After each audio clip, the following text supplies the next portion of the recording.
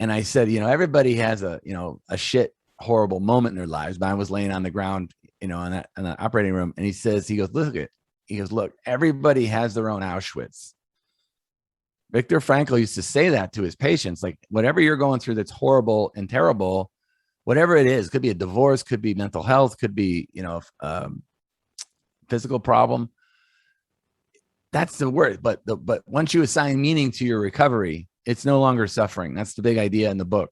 Once you assign meaning, I'm going to come back, I'm going to do better, I'm going to use this bad thing for good.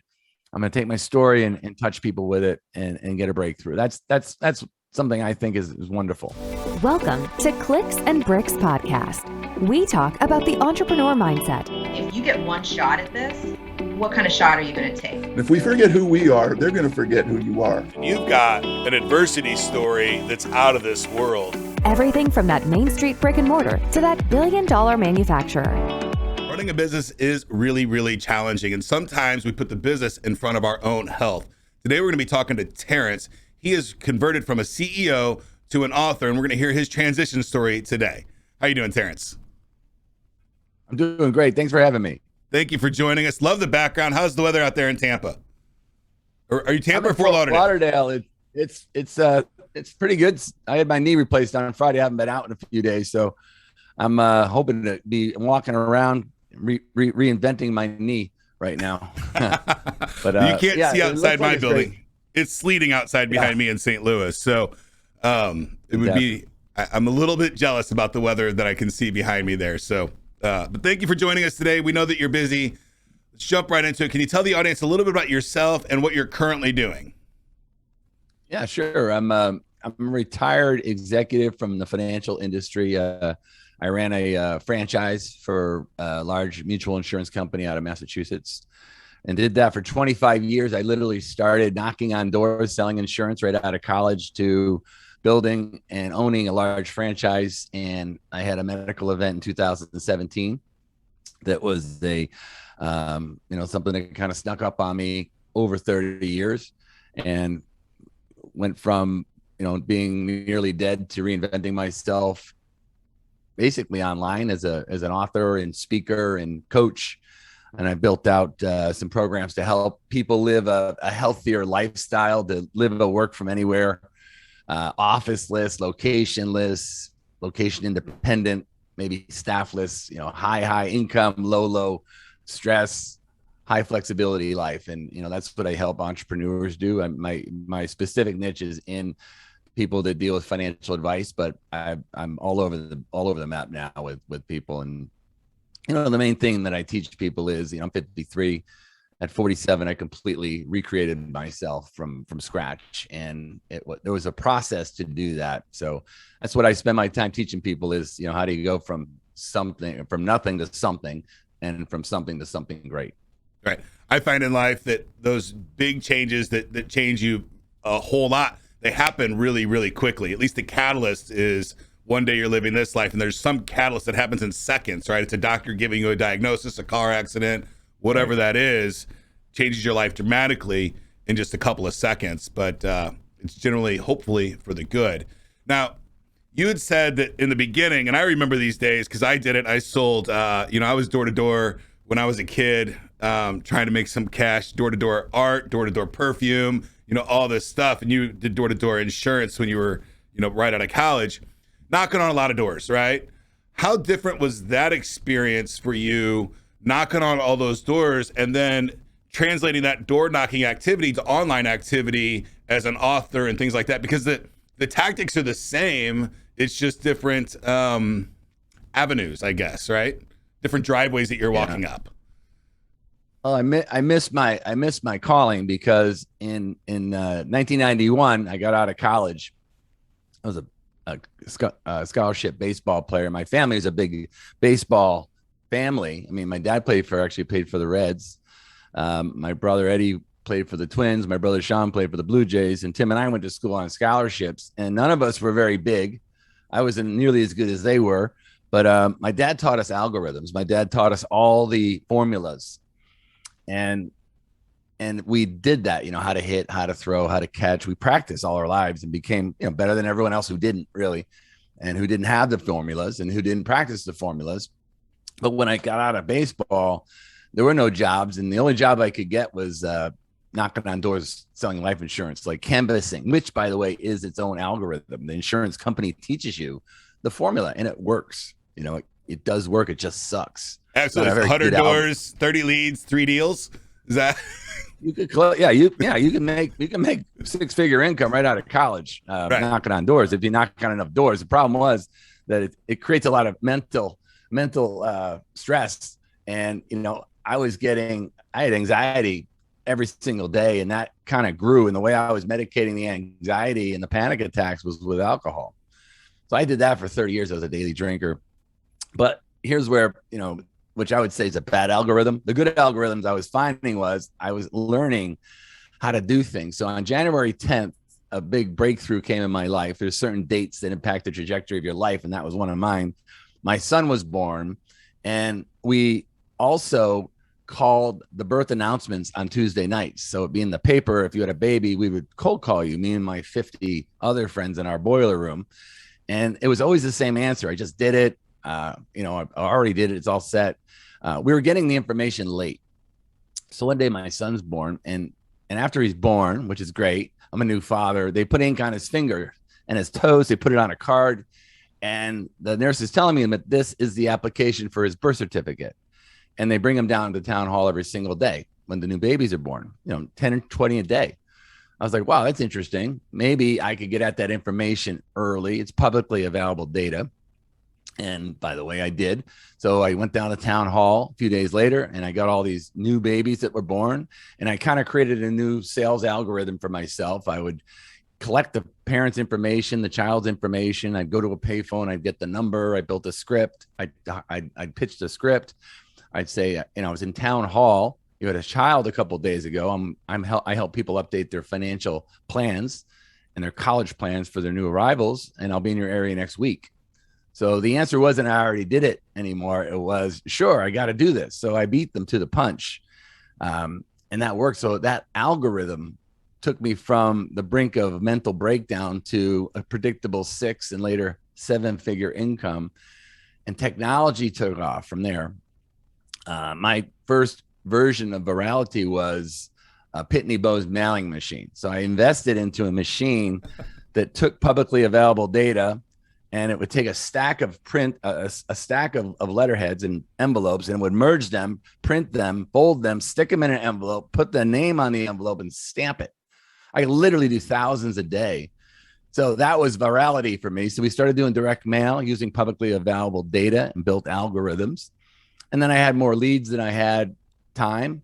And I ended up becoming a general agent for a company called New England Life in Boston, later appointed with Mass Mutual, Northern New England franchise. Use that algorithm to recruit advisors, use that algorithm to add 60,000 clients, $1 billion in management, money under management, 600 brokers. And that was great. But all the while I'm running that shitty algorithm of medicating panic attacks daily with alcohol, and they got worse. And over the course of my 40s, I gained 10 pounds a year, from 240 to 340 to 354. And I was a big fun guy. I was like an intersection of Wolf of Wall Street met Tommy Boy. You know, I had all the tickets to the games. I was having a great time. I was a fun drunk, you know, and one day I'm going into the hospital because I have like a tightening in my chest. I wasn't quite sure what happened to me. And the doctors are coming in one at a time. I'm on the damn slab, and I'm like, I got dropped off by a private driver, and I'm in there, and they're coming in one at a time. And after about 2 hours, you know, it's not what you thought it was. And the doctor came in, he says, it's not your heart, Mr. McMahon, it's your liver and your pancreas are failing. You're going to die tonight if we don't do some drastic things. So in an instant, I went from a CEO with a 7-figure income, running an 8-figure business, to being labeled an alcoholic and put on the end of a liver transplant waiting list. So now I need someone else to die for me to live. So in a moment, my transformation, you know, that change moment you were talking about, Ken, where I went from a journey of ego-driven, money-driven, gluttony to pure survival. If I don't get a transplant, I die. The good news was you could get one in 316 days, I think it was at the time. The bad news was I had 6 months left to live. So I was going to be dead. And to make matters worse, I was coded alcoholic liver failure. Right. So that's, that's where I was. That's the starting point of my journey to survival. And it's a tough one. Now, you did get the transplant, right? Yeah, I mean, I could do a whole hour on what, the hoops I did, but this isn't about, this isn't necessarily a message of miracles. So you get the transplant, and you're now, what's in your head after the transplant? So just skip over all the medical stuff, which is a whole different episode. Right. Back to business. Correct. Now you're looking at, did you lose the job at that point, or were you on medical leave? No, how did that work? I was a franchise. Okay. So you wake up, I was waiting with my mother, and my kids had already gone home. I have days left to live. My scores are nearly dead, and ammonia's coming out of my mouth like the smell of death. My mom's a nurse, and that's what people who die start to smell like. And the phone rings, and it was a prisoner. It was Mayo Clinic, and a prisoner had died. The prisoner had a high-risk organ that no one else wanted, and Mayo Clinic said it was a match, and they'd be willing to give it a try if I would. And I said, sure. I go in, they put it in my body, I survived. So that's kind of the weird luck that I encountered. So I died because of an unknown 28-year-old prisoner in Birmingham. Then, the next day I went from literally just having a family meeting, splitting up my money, selling my buildings, my companies, to I'm alive. I sold my company. I destroyed my reputation, right? I looked like I was in pieces on the ground, like a big piece of pottery had been dropped on a stone floor. Right. And it's Humpty Dumpty time. And but you exited the businesses during all of that. So you got the diagnosis and exited quick? Yeah. Okay. I sold for probably 10 cents on the dollar because, I didn't think at 47 years old I would have a massive liver failure. So I had to get out of it quick. And that's a fire sale that just, destroyed me financially. But I had to have I had to make a better, more meaningful use of my second chance. Like I didn't want to be Tommy Boy anymore. And the addiction industry wanted me to rehabilitate back to the way I was. That's what the word means. We're going to rehabilitate you, which means to restore back to its original condition. Go to meetings. I have this disease. There's no cure. And it just didn't fit. It didn't fit me. I was like, I don't believe I'm without power. I believe I can do lots of things. So the opposite of that was recreate. I wanted to recreate myself, to make something new that's never existed before. So to do that, I had to make some decisions. My 3-step algorithm for reinventing yourself is real simple. Decide. And that doesn't mean add things to your life. It means cut things out of your life. That's what the word means. D means away from, and incision means to cut. Detour, divorce, incision, like incision, to cut away from. So you got to change out the fruit of your life, which mine was gross and bad and rotten, to cut the roots. So I severed everything, my personality, my persona, which was my mask. That's what that word means. It's a Greek term for actor. They put on this mask, this charade that we play. And then I stopped binging on booze, started binging on books, started walking, started riding my bike, started doing yoga, built my body back up, lost 150 pounds. And then, I wanted to invent myself into something, and I wasn't sure what it was. That's the wild card, because you don't quite know. But the Japanese have a mending process called Kintsugi. And it's a metaphor for when you're broken and your pieces of your life are on the ground and you want to put yourself back together, where a lot of us have been there before. I know you have too, from what we spoke about. The Japanese believe that the mending process should be beautiful. It should be displayed. It shouldn't be hidden. And they have this mending process with pottery called Kintsugi. They put the art back together with golden lacquer, and you see the golden cracks in the art. Right. And it means golden rejoining. In Kintsugi, the repaired art showing its scars and its fractures is worth more than the original unbroken art. I was like, that's a cool idea. So the idea that I came up with, one of the first books I read was Gary Keller's The One Thing. And The One Thing talks about what's one thing you can do if you can't do anything else. For Christ's sakes, do one thing today that propels you towards where you wanted to go. I didn't exactly know where I wanted to go. I wanted to be maybe Tony Robbins because I was all jacked up on prednisone and shit after you get painkillers after you get like for 2 months. And I think I'm going to walk on water and I'm Superman. So the metaphor that Gary uses is what's your big domino? And this is a big 2-scale domino, right? Right. And let's pretend this is the biggest thing on earth that you could ever imagine being. And right now you're this pathetic little domino, right? Right. So he coaches in his book, and I coach to line up your dominoes, because the miracle of the domino is that the 2-inch domino is a miraculous thing. It stores energy when you put it down, and when you move it forward, it creates action potential greater than its own self.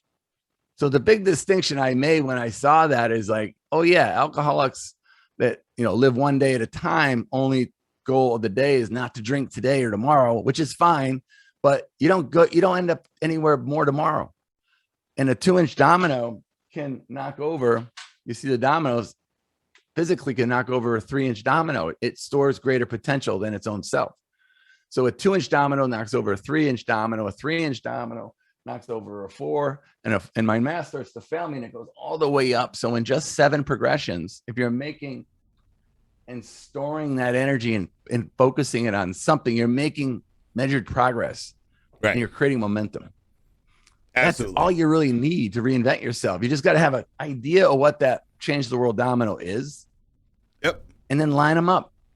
And every day you ask yourself, what's one thing I can do today that if I do it, brings me closest to what I got to do tomorrow?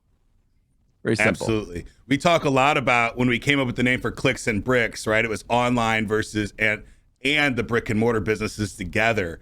And I feel like in our world, everybody's we live in an or world, right? It's like, oh, I've got to do this or this. And stacking those things together really creates a lot more power than the or mentality, right? I can drink today or I don't drink today. And that's that in AA and smart recovery, all those things. It's very transactional, one day at a time kind of stuff. And you're not stacking yesterday's win to help tomorrow be greater. And it's frustrating. And I love the domino reference. I think it's really, really cool. I might adopt that into some of my own speaking as well. So thank you for that. It's great. Yeah. That tidbit. Now, quite a bit different, right? Now you figure out you're going to be an author, you're going to be a speaker, coach, all of these things. How do you get started? Like if somebody doesn't have the CEO career, everybody's got some really cool life experience and stories that they can tell, right? I hope they do. If they don't, I feel sorry for them, but they have stories to share. When you were a kid, you're knocking on doors, trying to find that, how do you get started? If somebody wanted to get started today, telling their story, regardless of what it is, what are one of the first couple of steps that you would take or give them advice on? I would spend a lot of time researching what that change the world domino is. People line up very effective strategies and take very effective action towards a shit goal. A goal that's too vague. Yes. And then, they're executors, and some people, and others, the opposite side of that spectrum is they're just absorbing content and doing nothing with it. So Correct. You got to understand like where I wanted to be. I didn't want to have was that effing face-to-face grind every day where I didn't know where my next dollar was coming from. I was unemployed.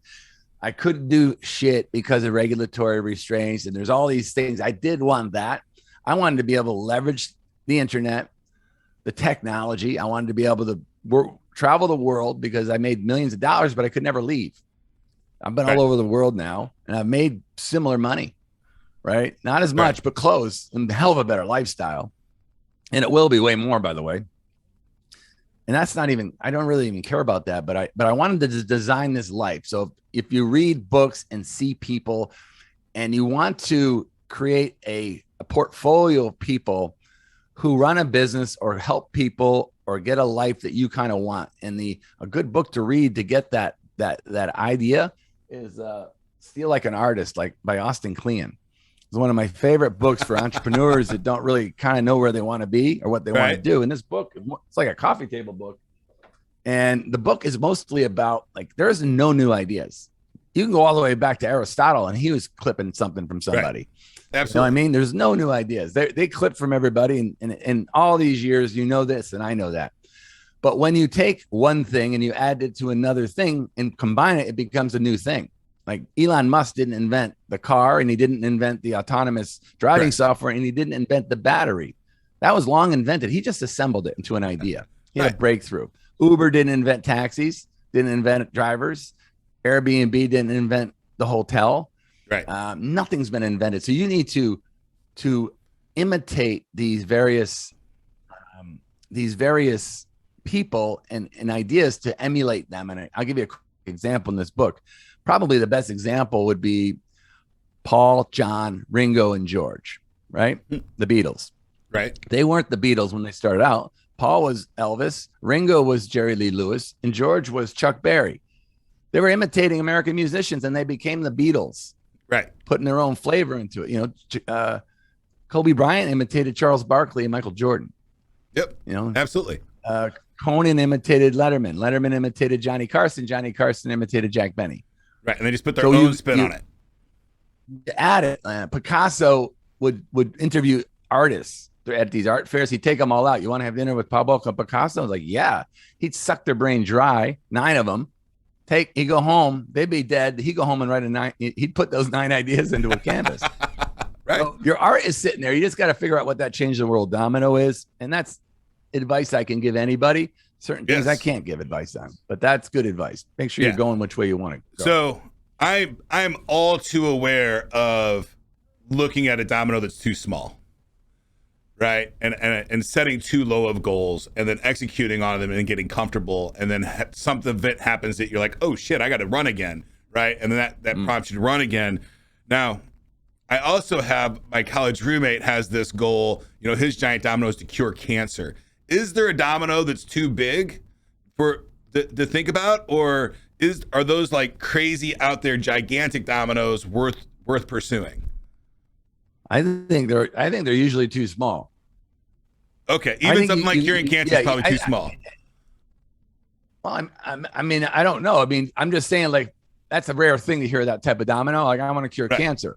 Yes. You know, some people want to make. I scratch my head. I'm like, really? Do you think you got a shot at that? Or and his point comes back is, well, I might not cure cancer, but I'm sure I'll come up with something really cool in the process. Right? I'm like, okay, well, that's a gigantic domino to go after. I like to have dominoes in this metaphor that I know that I can accomplish, right? And stack those on top of each other. Challenging, but accomplishable, right? Do you think there's a benefit in having ones that feel like they're out of reach? Everything's within reach as long as you're hitting the one that you can say yes to. When we're making a sale, a big sale, and you're out of your league, you don't pitch that. You pitch where you go all the way down to the lowest common yes, the common denominator of a yes. It could be a gatekeeper allowing you 5 minutes in a lobby, right? And if that's the domino, you go knock it over, and then the next common yes is higher. And you know, that's the whole idea about lining up your dominoes. Like I might want to cure cancer, but I might need to know how to even go about that. I'd have to do a lot of research, build a team, look at what exists. You know, so the giant domino, but don't forget all the dominoes that it's going to take to get there. Yeah, if you miss this one, the formula doesn't work. Yep, absolutely. You know, it's like a cake. If you put the egg in last after you cook the cake won't cook. Absolutely. You got to. It's a sequence. And then dominoes are just a metaphor for, you know, logically, and most of it's logical. It's not. You know, every single thing you need to do for the first 5 or 6 progressions, you can do on your own, or you can find someone who knows how to do it. Yes. I feel like so many people want to go from the 1-inch domino or the 2-inch domino to the 10-inch domino in one step, and that just doesn't work, right? It can't happen. You're not big enough. You don't have the abilities and the knowledge that you need to take on that bigger domino yet. So you got to go through those steps throughout that whole process. And I love that analogy. It's super, super fun. Terrance, if somebody wanted to learn more about you or work with you in some way, how would they get in contact with you? You can go to my website, terrancemcmahon.com, and you can download a free copy of my book, which is Superhero Self, How to Recover from Anything and Recreate Yourself, or The Anywhere Advisor, How to Build a Location Independent Lifestyle in 10 Easy Steps. You can follow me on Instagram at terrance.mcmahon. And that's TerranceMCMAHON. I'm all over the internet, and follow me anywhere. I take DMs. I look at them all myself. So if you have something, just engage me on DM. Wonderful. Now, I like, I'm an old school tech kid, and I love to think about the future of technology. And I know this is a big gear change here, but in the public speaking, the author business, all of that stuff that you're currently doing, which is a lot of fun and wildly needed in our community today. How do you see the future of technology changing your industry specifically? And you can go out 5, 10, even 20 years if you want to get really, really out there with it. Yeah, I mean, I'm not where I need to be on Bitcoin and NFTs yet, and I think I'm going to get dragged into that one. I just think the concept of, if you have a message to share or a big idea that can change the world, you need an army of robots, and you need technology to help you leverage that, because capital alone isn't easy anymore. Like you're accountable to your investors. Labor alone isn't easy because you're accountable to hiring people and convincing them and managing them. Technology is the ultimate tool of leverage, code that you own, right? And I don't write code. So the next best thing is I productize myself. And I learned that from Naval on Twitter. He's like, Joe Rogan's a technology. He's just not code. He's a human being. So I think, if you can't keep up with the technology, find a place in the world where you can make yourself a valuable, irreplaceable product. And, helping someone make a transformation. And my last prop here is the whole thing is go from yellow to red, right? You gotta take someone from lots of pain to no pain. You can do that in anything in the world. You can charge them a fee for it. They'll pay you for the transformation. Absolutely. Thank you for your time today, Terrance. I had a blast talking to you. I love your story. I love the dominoes analogy. A lot of fun. Is there anything you'd like to leave the audience with before we go?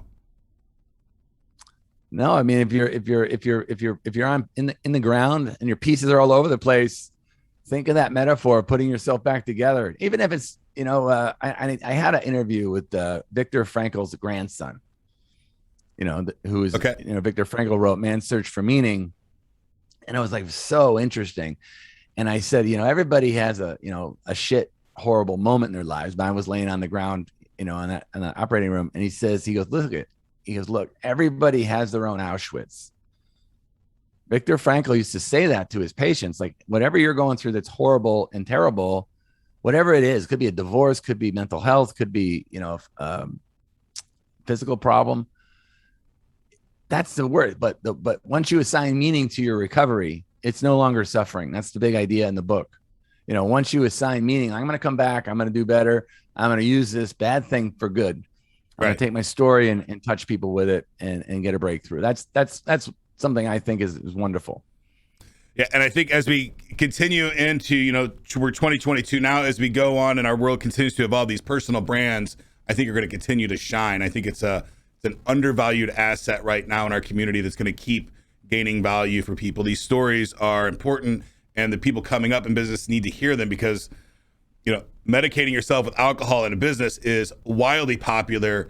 It's almost uncomfortable to go to a mixer and not have a beer in your hand. So I think the story needs to be told about health first. The hustle culture is real, but it's dangerous if you don't really keep some checks and balances on it. It's scary stuff. So the business, if you're not keeping yourself healthy, your business is gone anyway. So it doesn't really matter anything else after that. So, Terrance, thank you for your time today. I had a blast. I hope to talk again soon. Thanks, Ken. That's it for today's show, folks. If you'd like to join my text line community, the number is 314-370-2871. You can ask me any question about business or technology, and I'll give you an absolutely unbiased free answer. Get to work.